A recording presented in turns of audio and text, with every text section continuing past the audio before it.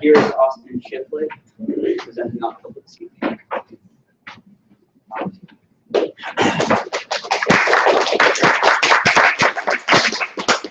Okay, so my name is AShifflett, and I did my internship on public speaking and the impact and benefits that it has on students, both in our school and worldwide.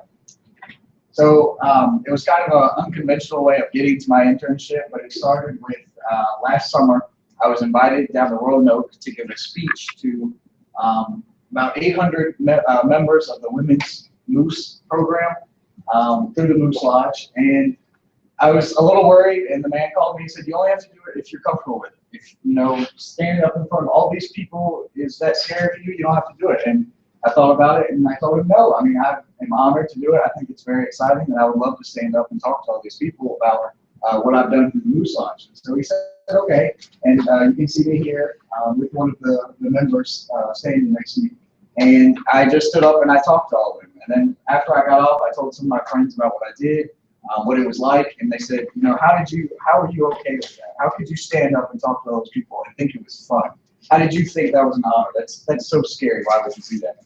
And I realized, you know, even for kids who have practiced public speaking a lot, it can still be really scary, and it's really hard, and it makes it difficult to do public speaking later in life if you're so scared of it. And then that could really damper your success with, you know, your career and what other job opportunities you might embark on.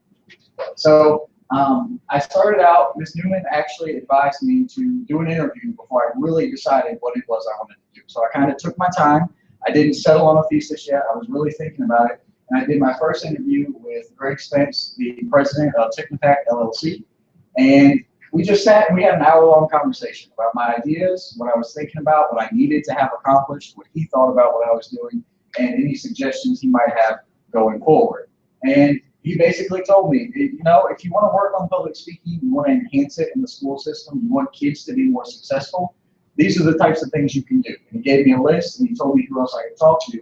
And then he actually gave me one of the best pieces of advice I got for this whole internship. And he said, no matter what you do, talk to everyone, listen to everyone, and then take what you hear and decide what's useful, what's not, what you want to use to impact things later, and then just make a web of information. So as you can see, I have a little circle here of all the other interviews I did. I actually did this as part of my internship hours for a total of 7 hours of interviews. I spent about an hour on each one. I did the same thing where I had a conversation. I told them my ideas, what I wanted to do, what I wanted to accomplish, and they helped me develop my thesis. And so then I did the research. I still hadn't really decided what I wanted my thesis to be. I wanted to research it some more. So I'm still taking my time, and I came across a lot of studies, and one of them was a Forbes study that said 51% of employers always consider communication and public speaking to be the #1 skill that they're looking for. And that really struck me. I thought, you know, here we are. You've got tangible evidence that it is so important in life and in careers, and yet we really don't focus on it that much in public education. And then I decided what I wanted to do my thesis on. And that was, I had 3 different solutions for this, and I did it through our school, but I decided I wanted to focus on how and to what extent should we emphasize public speaking in public education, so that not just students in our Blue Ridge program or select programs after school, but all students in our school system can benefit from public speaking and what it has to offer. So my 3 solutions, all, like I said, focused at the school. The first one, which I thought was the easiest solution, and I at first thought would be the most practical, was to create a public speaking class, for us to have one class that specifically taught public speaking at our school. And then I realized, no, that's not the way you have to do it. You could also try to have more public speaking lessons in every class, so that you didn't have to go to one classroom, take it, and forget about it for the rest of the day. Instead, in your math class, your English class, your history class, you would always be working on public speaking. You would always be improving on it, and you would always enhance your knowledge. The third solution I actually came up with Mr. Purcell during our interview, and we thought maybe we should have a combination of a test or a capstone project or some sort of big thing that would make students be better public speakers. So they didn't necessarily have to learn it all year long, but by the end of the year or by graduation, they would have to perform this one large task that would prove if they could do public speaking. So of course, they would have to practice it beforehand. And this could have been in the form of taking a test in one of their classes, which would prove if they knew the basics, if they had been taught the basics, if they knew what to do, or it could be a project where they would have to work with other students, develop a large presentation, and then at some point in exam week or before graduation, they would give that presentation, and then they would be better public speakers for it. And so with my 3 solutions in mind, I moved on to my actual internship. It wasn't just interviews, and that was with Mr. Matt Lohr, who is a House of Delegates representative and also the Director of Knowledge at Farm Credit. And we did a training session. I told him what I wanted to do, what I needed to accomplish, just like I did the other interviews. And he said, I'm doing this training session with employees. It's actually going to be perfect for you because I'm going to teach them how to be public speakers. And with that in mind, I got to meet all of these individuals. Paul here, through Farm Credit, he's on the phone a lot, but he doesn't actually give a lot of in-person interaction. So he took this course wanting to learn how to be a public speaker. Jane really likes spreadsheets, so she didn't really know how to stand up and talk to people. I got Kelly, who was an IT person, so she really didn't have any experience with it. And then Billy just wasn't confident in his own public speaking. He speaks really fast, and he thought that would hinder him from doing anything. So then Matt Lohr and myself here, we worked through this conference, and basically for 7 hours, they sat in a room, and he gave them tools to be more successful public speakers. He taught them hand gestures and how to use them effectively. He told them how to slow down your speech, how to make your main ideas. He basically gave them the whole setup so that they could go out and they could give any presentation they wanted to. And they actually did have to form a presentation in about 10 minutes. They had preparation time, and then they could stand up and give it to all of us. And we gave feedback, and we worked on it. And they had me do it as well. They said it was optional, but I decided I wanted to do it. And we had a lot of fun. But through this, I realized that public speaking, you don't have to be born with it. All these people came into this office thinking, I'm an awful public speaker, and I'll never be good at it. And then after 6 hours working with Mr. Lohr, they realized, I can do public speaking. I can be better at it. It can be learned, it can be taught. I can do this. And that's the same exact thing I would want to apply to the schools. I want students to realize you don't have to know how to do it. You can be taught how to do it. And then you can practice it and you can be better. So then I moved on to my community service because I wanted to start interacting with the students. And I did that through the Virginia Cooperative Council and their Institute of Cooperative Education, which doesn't sound that exciting, but we actually went to Virginia Tech. It was a national conference. There was about 50 students. And they worked on things like getting up and giving a presentation, but they also had to work in groups. They did leadership. They did business work. They actually had to run their own business with a group of 5, and I helped sort of moderate that because I attended last year, and this year I went to help over the summer. So I spent about 30 hours working with these students over the course of a week, and they came in with a certain mindset and they left with a completely different one. They realized that they too could be successful people in anything they wanted to, as long as they knew the basics. And one of those basics was communication and public speaking. And so this led me to what I wanted to do. And I called it Stand Up, Lead, and Succeed, because it wasn't just about the public speaking. It was truly about being successful individuals and knowing where to go in your life and being a leader. But what I wanted to do was merge all of my solutions. So having the in-depth focus of a single class in public speaking would be great, but it's limited because you have to hire more teachers. You have to have the time and space to do that. So I want to take that sort of emphasis, but then put it in all of the curriculum. So I want every class to be able to have presentations, to teach the basics, and then have kids practicing it all the time instead of in just one class. And then finally, I wanted to keep the test or the final project or the really big exam, because it would be somewhat stressful, because exams always are, but it would be useful because then we can standardize this teaching. We can make sure that if the government wants to say, you want to focus on this in your curriculum, but how can you prove that it's helping? Well, we have a test, we have a project, we have something with tangible evidence to say, this is improving these kids' studies. And then this led me to my legacy. So this actually comes full circle to the first slide you saw with the Moose Lodge, because they do a lot of work with the students. They work in the schools, and they actually kind of brought me in as a liaison for a lot of their programs. Through the Moose Youth Awareness Program, they have students go out into schools and do public speaking on whatever topic they feel is really important. And I took that and I participated, but then I decided I wanted to do more. I didn't want to just be in it. I wanted to truly be a part of it. So I actually went on the radio and I did some advertising for them so they could recruit more people. And then I decided, since we're all graduating and I can't be in high school forever to keep doing this, I would actually train another student to do it for me. So this right here despite the height, she's actually a freshman. Her name is Stacy Callahan. And I brought this opportunity to her and I said, this is what you can do. This is what I've been working on. What do you think about it? And she said, absolutely. She said, I will contact the Moose Lodge and I will figure out what I can do to help. And I will start. She basically took on my mantle. So she wants to do all the same duties that I was just doing with the Moose Lodge. She wants to participate in the program. She actually wants to work with the cooperative education as well. And she's going to continue on all of the work that I've been doing while I've been in high school, both this year and the previous 3 years.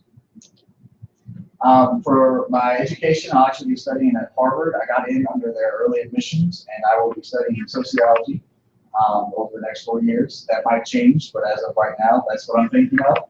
And I chose that because I want to keep working with people. People and their success is a really big thing to me, and I feel like it's something, if you understand people and you understand things like this public speaking, you can speak with them and you can figure out how to make them more successful. And my advice for future students is not only be passionate about what you're doing, but really take your time. I wanted to, even though I love procrastinating, I wanted to go ahead and get started. I wanted to start doing things. And then I realized after talking to Ms. Newman that maybe I needed to take a step back. I needed to realize what it was I really wanted to do. I had an idea. I thought I could run with it. What I really needed to do was refine it more. I needed to think about it. I needed to talk to some more people and make some more connections.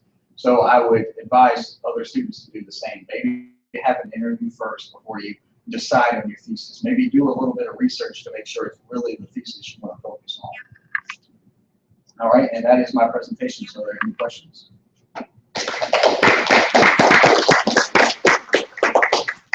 Sir. How will this knowledge, I guess, and skill that you want to benefit you personally as you go to college?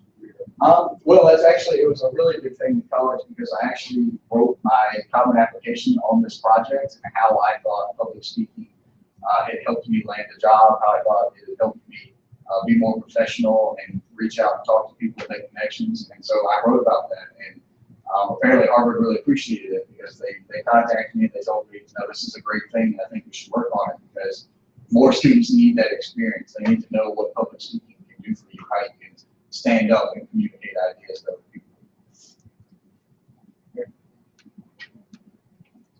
Austin, you obviously know what the Blue Ridge public speaking curriculum looks like. You go through a lot of different kinds of presentations. What else could we think of with our program or some others? Any suggestions for what we can do to continue to promote this skill for our students? Well, I think as of right now, it's really good, obviously, because you've seen all of our presentations. I think it's working, but I would honestly say maybe actually reaching outside of the program a little bit and challenging our Blue Ridge students to do these sort of presentations for students that aren't in the program, because it's great that we get this experience and that we applied and we worked hard and we got into it, but we're kind of isolating ourselves from the rest of the student body by not including them in some of that. So maybe even if we just did our senior presentations and actually had to give them to a larger part of the school besides our other Burbank students, that would be something. Maybe they would at least see what it's like to be in Blue Ridge and kind of things out. Yeah, you're getting several head shakes over here. Well, they wouldn't like that. But I just volunteered. Yeah, we're going to come back next week and do this again. You'd like to speak, but what if it's a person that has no interest? I mean, they don't even want to get up and get a whole book. So it's actually kind of interesting, and I didn't touch on that, and I should have. But one of the craziest things is that with science now, even if you aren't comfortable with it and you don't like it, as long as you're willing to try, there are actually ways to scientifically ease that anxiety. So one of the things they're doing now is students who are completely terrified of it, they can take you and set you in a room by yourself, and they basically do, I don't want to say virtual reality, but it's a virtual setting. So mentally, you feel like you're standing up in front of a lot of people, but physically, you know that you're not. And you just talk like normal. You just try to give the presentation without anyone actually being in front of you. And your body responds in a better way than you normally would. And it actually basically eliminates that fear. So then once you do it one time, maybe next time you can stand up in front of 10 people and you're already a little more comfortable with it, because practice is the biggest thing. The more you do it, the easier it is. And usually it's just trying it that first time that is the hardest for people. So science has kind of helped with that now. Yes. Austin, what's your greatest fear and when. Is it when you're sitting and they call your name to come up and speak, when you get behind the podium, and what is your greatest fear that you can share with everyone? Say, hey, this is what you need to get over. That's a hard question because I haven't gotten scared of presenting in a while because I enjoy it so much. But probably for me, the biggest fear is when you're actually giving it, you know, thinking what happens if you go blank for a second and it's awkward and then you stumble and then you can't really pick it back up and then you feel like you can't do anything now because you've messed up and it's just ruined. Or, you know, you start talking really fast and then you can't get the time right and it just feels like you completely messed up. To me, it's basically going through my head while I'm giving the presentation. So the preparation and stuff doesn't scare me as much. It's the nerves once you're up and you're doing it and you think, you know, how do I make sure I do this right and I don't mess up, which preparation can help with. I just don't do as much as I should about. How did you pick your successor? How did you find Well, I actually coached her soccer team years and years ago. And recently I saw her at a early scholars program that we were doing at the PAC. And she came up to me and she wanted to ask me, if she was doing Blue Ridge, she wanted to do PCC classes, she wanted to do sports, she wanted to do beta, she wanted to do everything. And she wanted to know if it was possible, and if it was possible, how she could do it. And she wanted me to be able to give her that advice. And I realized, you know, the student standing in front of me was going to be a really great student. She was going to be able to do great things. And I decided I would give that opportunity to her and kind of open it up and say, you're doing all these things, what would you do if you could have one more to do? And she was very receptive to it. She said, absolutely. And that's when I knew, you know, she can do the types of things that I would hope a student could keep doing. And she's just going to basically continue that on for me since I can't physically stay in the school building and do it. Any other questions? Do you think that maybe you would ever want to teach a public speaking class, like how you said? Me personally, I would, and I actually used to really want to be a teacher because I thought public education, I would love that, and I realized that it doesn't pay nearly enough. And so I kind of, so I kind of moved away from that and thought maybe I should try to think of something else. But I still wanted to teach, and that's why I did things like the Loose Youth Awareness Program. I would still want to do it, honestly. If I could have a class and I could teach it, I would want to do that. And I've actually spoke with the student briefly about maybe making up a presentation about anything, if it's about getting into college application, something I can stand up and talk to kids, or if it is about how to give a small presentation, I would be more than willing to stand up and just talk about it because you guys know I love to talk. So I think that would be fun and something cool to kind of send out there. Any other questions? Okay. Thank you.